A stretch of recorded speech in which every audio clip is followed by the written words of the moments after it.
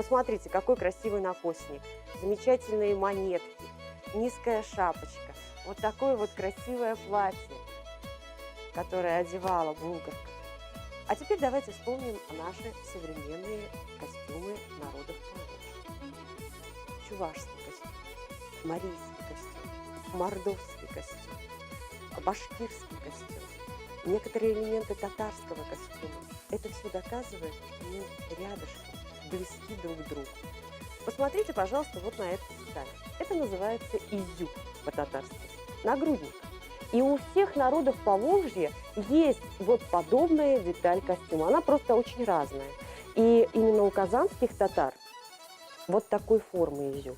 У всех остальных групп этнических, а вы знаете, что есть крымские, сибирские, астраханские, касимовские, мишары, пензенские, нижегородские, кряшин, нагайбаки и казанские татары. Так вот, только у казанских татар такая форма. У всех остальных, кстати, и у всех остальных народов, у марийцев, мордвы, чувашев, удмуртов, полностью по пояс все в монетах. Называется по-русски это маниста, иногда ее так называют, ну а у нас вот такой вот изюм. И идет это еще с древних булгар, у всех народов Поволжья. Мы с вами находимся в Казани, а если это Казань, то, конечно, это Казанское ханство. И все, кто приезжает в Казань, и все, кто живет в Казани, кто живет в Татарстане, кто живет на Волге, приезжая к нам в город, заходя в белокаменную Казань, обязательно должен посетить наш Кремль. И вот когда приходим в Кремль, то мы, конечно, понимаем, 13 ханов правили у нас здесь. Как же они выглядели? Такой красивый у него головной убор, такая красивая шапка, вы видите, да? Что она, конечно, была обрамлена драгоценными металлами, драгоценными камнями и мехом. В первую очередь, кстати, у тюрков кипчакской группы, а татары относятся именно к этой группе, первое место занимала Чернобурка. Ну, вероятно, чернобурки больше здесь водилось. Хотя был соболь, бобер и куница. Ну, вот вы видите вот такой вот костюм. И когда к нам приходят гости, облачаются в эти костюмы и чувствуют себя ханами. У хана должна была быть, конечно, жена. Ханбике. Так мы ее ласково, уважительно, нежно называем. Вы видите, что головной убор конусообразный. Он мог быть выше, более зауженным, с меховой опушкой, с нависочниками и накосником. Но обязательно у царицы в дни ее выхода в свет вместе с ханом, в сопровождении хана, то есть, соответственно, у нее все должно было быть очень дорогим. Великая Идель породнила нас с разными народами и разными культурами, ведь караваны торговые всегда приходили сюда, в Казань. И из Казани тоже увозили какие-то новшества, какие-то красивые детали. И все это роднило нас и роднит нас и сейчас. Уникальная часть костюма, называется она хасите. Есть версия, что она могла достигать до 14 килограммов у царицы. Это была бирюза, это были рубины, это были монеты золотые, серебряные, разные украшения. И, конечно, когда царица выходила в свет, она должна была выглядеть соответствующим образом. Это все вот такие и подарки хана, и подарки семьи, все здесь крепилось. Хасите одевали здесь на территории Поволжья казанские татары, татары Приуралья, вплоть до 20-х годов 20-го столетия. Праздничная перевесь.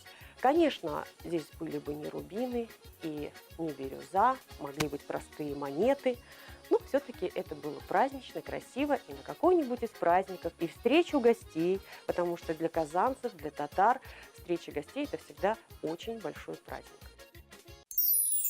Тот костюм, который я вам сейчас покажу, вы сразу оцените, насколько были красивые, статные воины, которые находились на этой территории, на территории Поволжья. Ведь до 19 века это население делилось на мусульман и не мусульман. Татарами стали называть только в 19 веке. И я хочу сразу отметить, что мусульманином мог быть не только татарин, а любой, кто хотел принять эту веру, точно так же, как и не мусульманином. Поэтому вот эти все костюмы до 19 века – это тюркские костюмы. Это костюм кочевника, это костюм военачальника, это одежда человека, который вершил какие-то военные стратегические задачи. Сразу пахнет полынью, свободой, движением и, конечно, нашей историей. Когда к нам приходят гости, одеваются в этот костюм мужчины, они расправляют плечи и понимают, что мужчина – это сильно, это благородно и по-настоящему красиво быть сильным мужчиной, вот тем более таким вот красивым воином. Наверняка вы все знаете, что самым древним городом до Булгара, центром Волжской Булгарии, был Беляр. Это был огромный город, по тем временам очень сильный торговый центр. Так вот, история сохранила легенду, что 40 девушек, воительниц, когда было нападение на Беляр, защищали свою землю и погибли, защищая ее. Они великолепно владели оружием, они великолепно владели скаковой ездой. И самое главное, что они были равными с мужчинами, они были ими боевыми подругами, и они могли позволить себе вместе с мужчинами защищать свою землю. И вот эта легенда, она доказывает чувство внутренней свободы всего нашего народа. То есть он во всем, и в женщинах, и в мужчинах, и в детях. Один из самых интересных костюмов – это уже татарский костюм. Это уже конец 18-го, начало 19 века.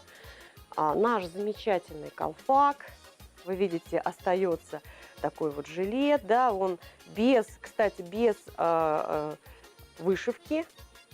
Была только красивая оторочка, остается изюм, еще пока в конце 18-19 века. А здесь вот такой вот головной убор, колпак. Представить себе татарский женский костюм без колпака городских татар практически невозможно. Конечно, его одевали не на платок, его одевали на волосы. Эта часть, вот в основном это было по правую сторону. И вот эта часть могла достигать 80 сантиметров и полностью покрывать косу. На косы крепились, конечно, чулпы. Девушка шла и звенела. Это тоже очень интересно, есть легенда даже на эту тему. Все это было вышитым. Одевали эти такие вот головные уборы. А кто же был предшественником этого головного убора? Это колпак, белый колпак. И вы видите, что он очень похож на ночную шапочку. А гости, которые к нам приходят, казанцы, татарстанцы, когда я задаю вопрос, что же это, они говорят, это ночная шапочка. А в действительности вы видите чулок вязаный. И этот чулок вязался под длину косы владелицы. А наши с вами прабабушки были очень красивыми, а прапрабабушки, наверное, еще симпатичнее и красивее. И волосы у них были густые. До 2 метров иногда доходило, то есть у кого владелицы вот такой чулок. Сюда укладывалась коса, и вот таким вот образом она вот так вот свисала. Это было очень красиво и очень модно на тот момент. Из него потом рождается вот такой колпак. Это 18 до 18 века одевали вот такое. В конце уже начинают появляться вот такие колпаки. Но пиком моды, конец уже 19-го, начало 20 века, это колпак-наколка. Совершенно удивительный головной убор. А головным убором его чисто назвать, конечно, нельзя, потому что это украшение. И вот его одевали прям на волосы, поверх. У нас сейчас татарчики, наши красавицы, одевают его. Крепилось это. Почему наколка называется? Вот на этой части должны быть такие защипы, заколочки. Здесь тоже крепили, вот так ее могли защипить. И вы видите, какая уникальная вышивка. Это объемная вышивка белым бисером. Раньше еще делали речным белым жемчугом. Белого жемчуга, к сожалению, сейчас не так много. Здесь очень интересная техника, то есть внутри там жгутики из ваты, которые обшиваются, придавая возможность вот такого объема. А сейчас я хочу показать вам, что же одевали наши мужчины. А вы видите, насколько они разные. Вообще у нас название тюбетей и каляпуш. Это основное, как называют. Если говорить историю тюбетей, тюбетейки, то на самом деле тюбетейка есть у разных народов. Она есть практически у всех народов Европы. Она просто называется по-другому, потому что первоначально это подшлемник. Он был разный, он мог быть кожаным, Он мог быть из войлока, из шерсти. Это делалось для того, чтобы можно было сверху одеть, соответственно, шлем. Потом уже были разные варианты. Это вот то, что касается казанских татар. Вы видите, что оно прошито в 0,3 миллиметра. Это все простегано вручную. Оно не вычурное, не яркое, повседневное. Именно так ходить мог мужчина по Казани. Кстати, и сейчас у нас, к счастью, возвращается все. И в действительности мужчины выбирают именно вот такой вариант, более сдержанный, и не одевают такие очень уж яркие. То, что касается вот этого, вы видите, что это тоже тюбетей. Похожа она на феску. Влияние Турции на моду, историю и культуру в XIX веке было достаточно серьезным. Но все равно взяли что-то хорошее от турецкой фески, но оставили свое настоящее. И также подобные головные уборы изготавливались непосредственно для мальчиков. То есть маленький ребенок родился, 2, 3, 4 годика, и вот такие вот красивые головные уборы одевали, дарили, таким вот подарком это было. То есть наши мужчины тоже всегда одевались очень красиво. И хочу в завершении сказать, что очень важно знать историю своего народа. Это очень интересно. Это путешествие, которое никогда не заканчивается. Если вы начнете изучать костюм свой национальный, и вы поймете, насколько красивы все народы, которые живут здесь у нас на Волге, ну и вообще на планете на нашей. А уж татарский костюм тем более интересен для всех тех, кто здесь проживает. То есть я всех приглашаю вас в путешествие в историю, в путешествие к изучению себя, своего имени, фамилии, ну и, конечно, своего рода.